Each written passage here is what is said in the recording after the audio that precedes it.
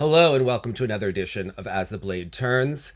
I'm Dave Leese. Usually I do these videos as David Spletnikov, but today I thought I would come on and do an update on the situation that is happening for the Olympic team event and the doping scandal involving Russian figure skater Kamila Valieva, because for all intents and purposes, a 15-year-old skater's life was ruined today by the news that came out.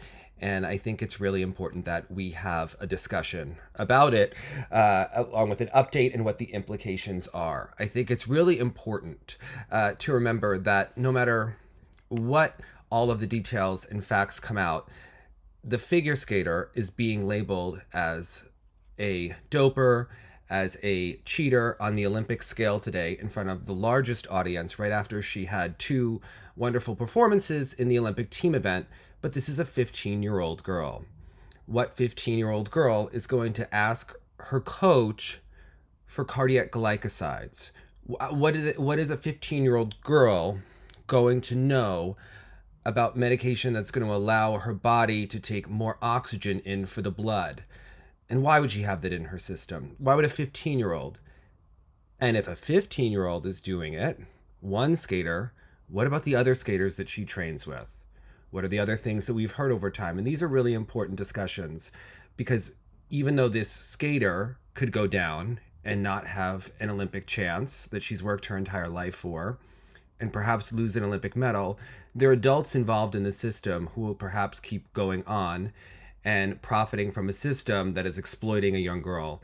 And we have to remember that for all intents and purposes, her career will always be labeled with this result.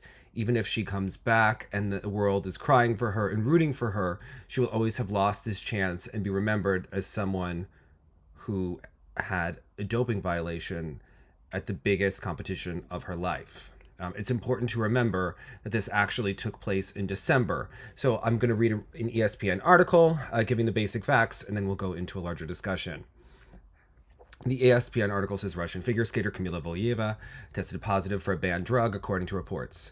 Beijing. Russian media reported on Wednesday that 15-year-old figure skater Kamila Valieva had tested positive for a banned drug after the ceremony to present her and her teammates with their Olympic gold medals was postponed for unexplained legal reasons. Newspapers RBC and Kommersant named the drug as Trimetazidine, which is typically used to treat chest pain. The news broke last night in Beijing, where Valieva was part of the Russian Olympic Committee ensemble that won the figure skating team event Monday ahead of the United States and Japan.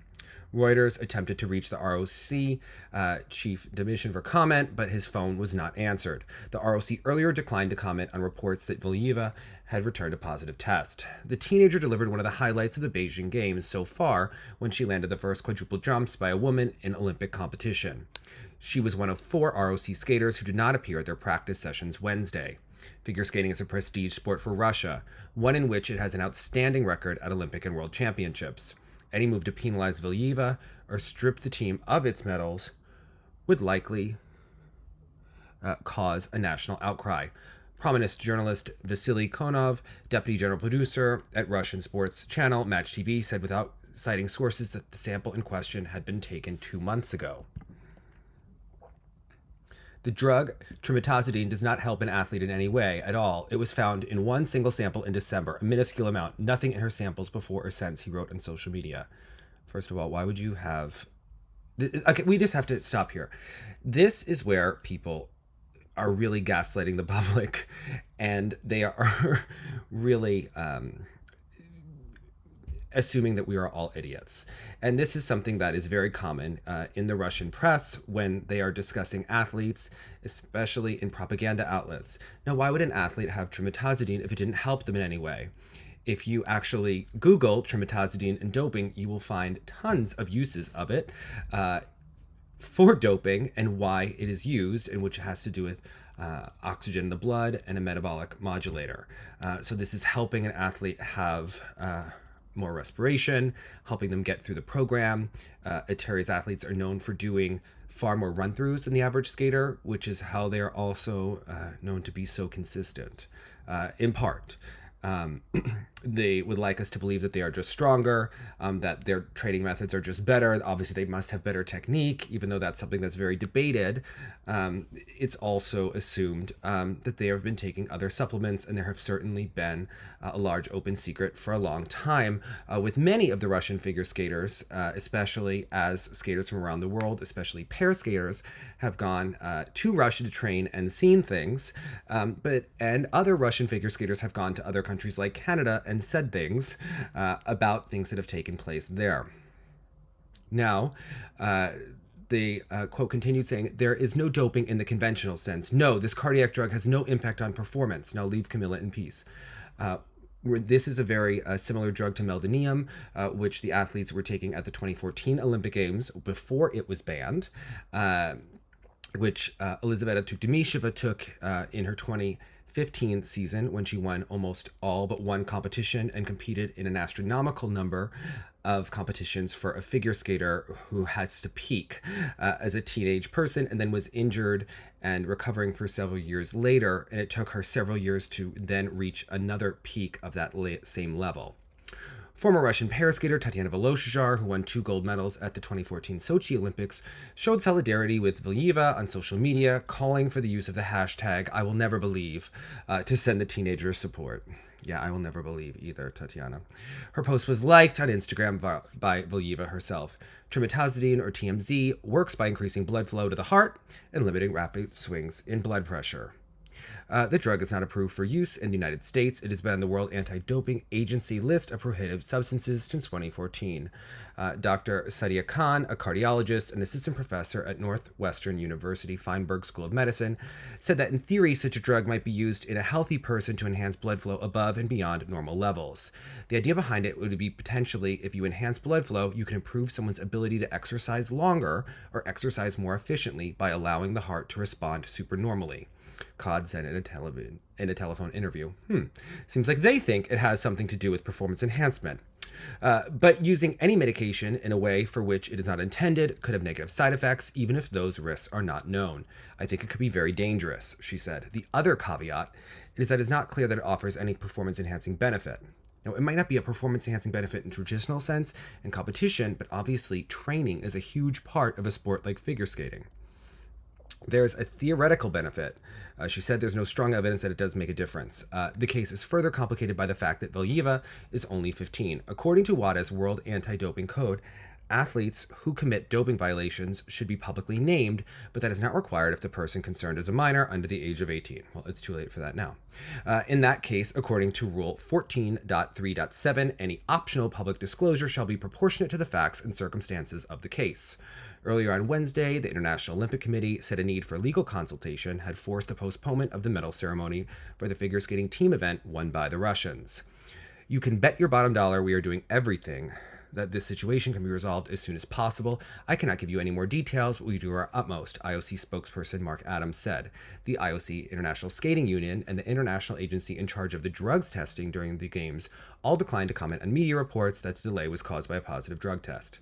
The Russian Sports Ministry said it was premature to comment on media reports about the reason for the postponement. Russia has acknowledged some shortcomings in its implementation of anti-doping rules, but denies running a state-sponsored doping program, which they have not been allowed to have their flag at since 2016. Its athletes are competing at the Beijing Olympics without their flag and national anthem because of sanctions against Russia for previous violations.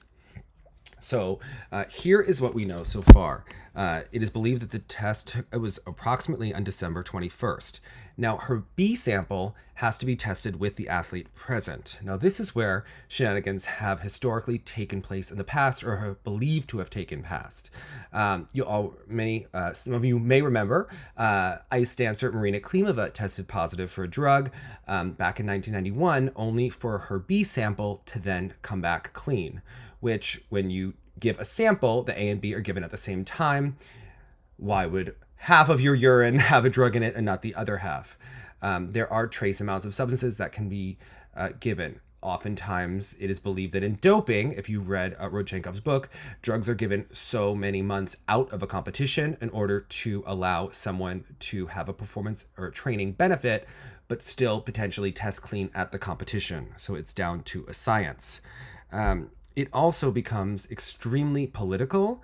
If you believe the IOC is a legitimate organization, that's one thing. If you are skeptical of the IOC, that's another.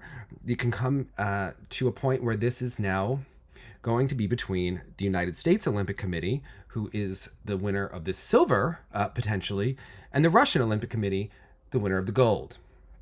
Which organization has given more money to the International Olympic Committee, and what are the politics involved? Russia is believed to have an outsized hand in the ISU. What is the USOC's position on this, as they would actually be the beneficiaries should Valieva be disqualified?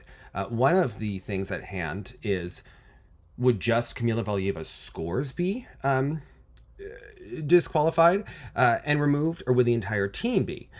If just the scores of Valieva were removed from the team event, it is possible that the Russians would actually still win a medal, although not a gold medal. And is that actually fair for the other countries, or would every country be bumped up?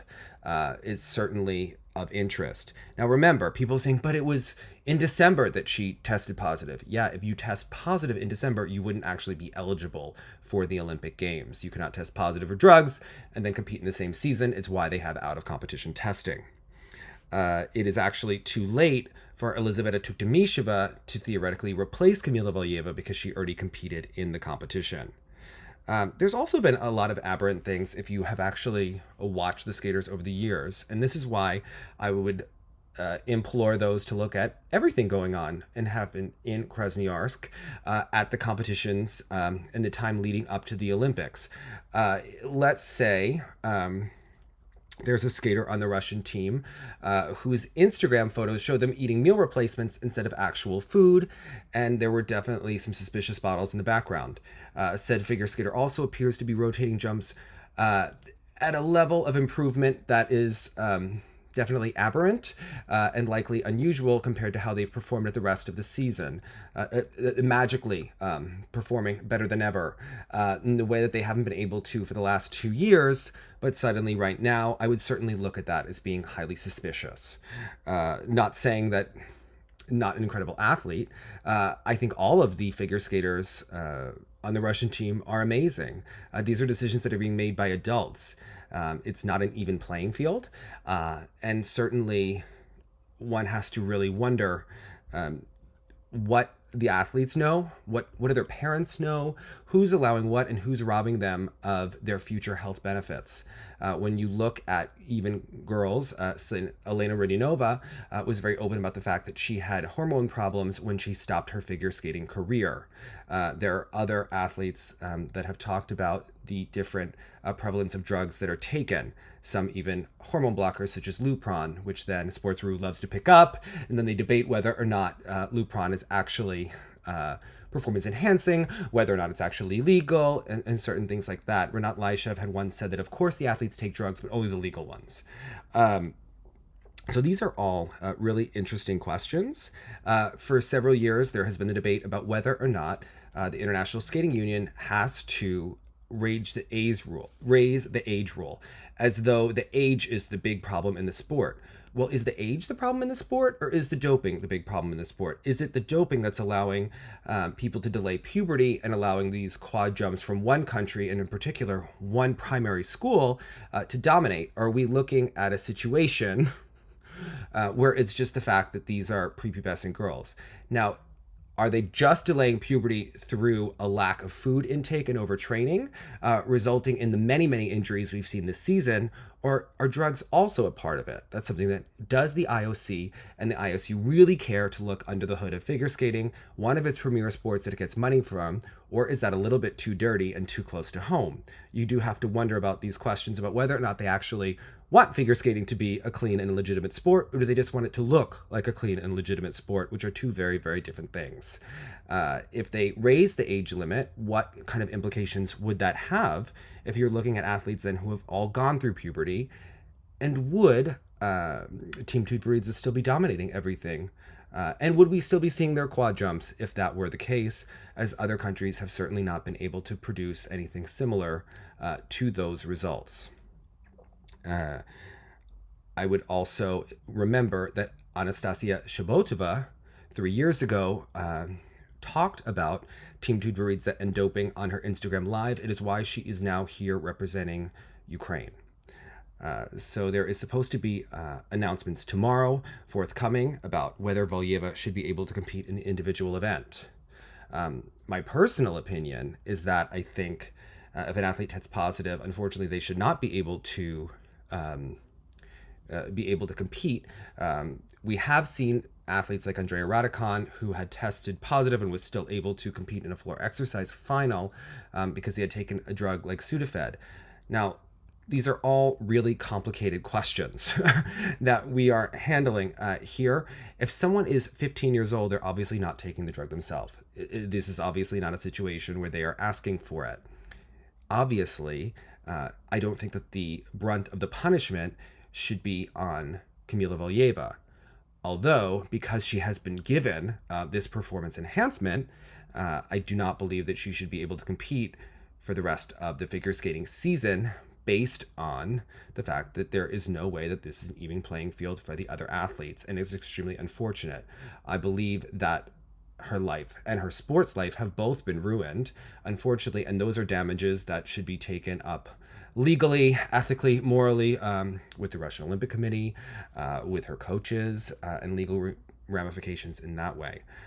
So all really interesting questions, and certainly I would be looking at why the Russian team doctor is an anesthesiologist and sitting in the kiss and cry and not some sort of orthopedist. Why is the Russian team doctor sitting in the kiss and cry? And what is his actual role there? As when we saw Russian pair skaters Misha Nagalyamov take quite a serious fall in the competition, he didn't actually do any sort of checks on them that we could witness in the immediate aftermath of their collision with the ice. So I would certainly question that. And then what of the coaches? What happens to Eteri Tutberidze? Is she too powerful to suffer any sort of consequences? Will other people take the fall? And what of the future of Kamila Valieva? We'll certainly be following all of this as the Olympics continue. Good night.